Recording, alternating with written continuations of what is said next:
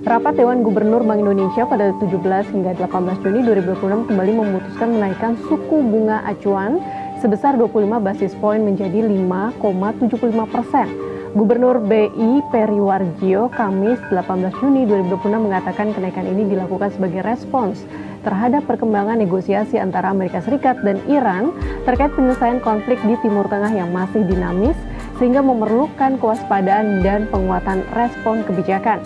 Dengan kenaikan total 100 basis poin dalam sebulan terakhir, bagaimana dampaknya terhadap perekonomian masyarakat? Harga mahal apa yang harus dibayar kelas menengah akibat kenaikan suku bunga yang bertubi-tubi ini? Kita bahas. Lebih lanjut, Peri menyebut kenaikan suku bunga merupakan langkah lanjutan untuk memperkuat stabilisasi nilai tukar rupiah di tengah tingginya ketidakpastian global. Kebijakan ini juga bersifat preemptif untuk menjaga inflasi pada 2026 dan 2027 tetap berada dalam kisaran sasaran pemerintah, yakni 1,5 hingga 3,5%. Namun di balik upaya menjaga stabilitas rupiah, ada konsekuensi yang harus ditanggung masyarakat.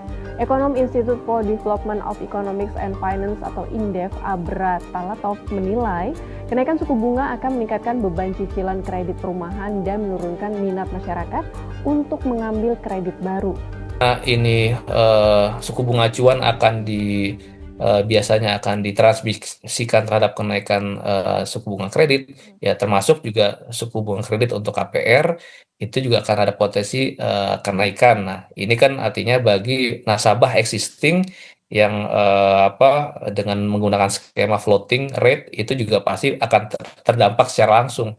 Ya, biaya untuk cicilan kredit rumahnya juga akan langsung terkoreksi gitu ya di bulan mendatang.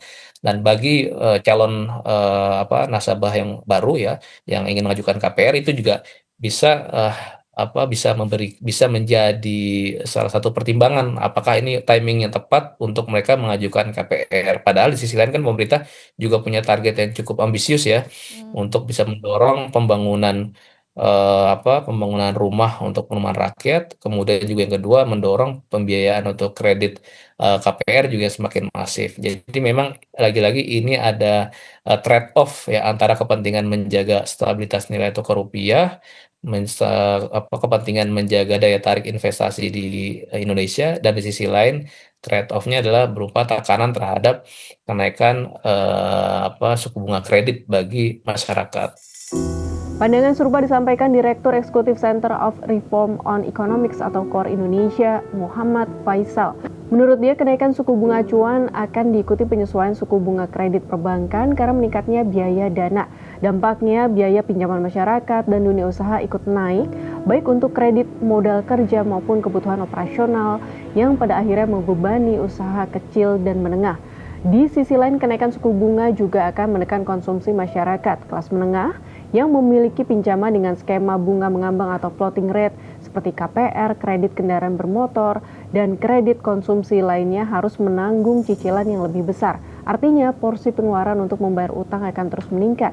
Mengutip survei konsumen BI pada Mei 2026, proporsi cicilan masyarakat mencapai 10,2%, naik dari 9,7% pada bulan sebelumnya. Faisal menambahkan kenaikan suku bunga acuan juga meningkatkan beban operasional dunia usaha.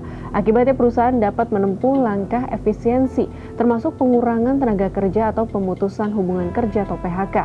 Pada saat yang sama, dunia usaha juga menghadapi tantangan pelemahan daya beli masyarakat karena sebagian kelompok berpenghasilan tinggi cenderung menyimpan dana di perbankan untuk memperoleh bunga yang lebih menarik dibandingkan membelanjakannya. Sahabat Kompas, kenaikan suku bunga memang dapat membantu menjaga stabilitas rupiah dan inflasi, namun harga yang harus dibayar tidak kecil. Ketika cicilan naik, konsumsi melemah, dan dunia usaha menahan ekspansi, kelas menengah menjadi kelompok yang paling merasakan dampaknya. Pertanyaannya, sampai kapan stabilitas ekonomi harus dibayar dengan semakin beratnya beban masyarakat? Dan lebih penting lagi, apakah kebijakan tersebut sudah menyelesaikan akar masalah ekonomi saat ini?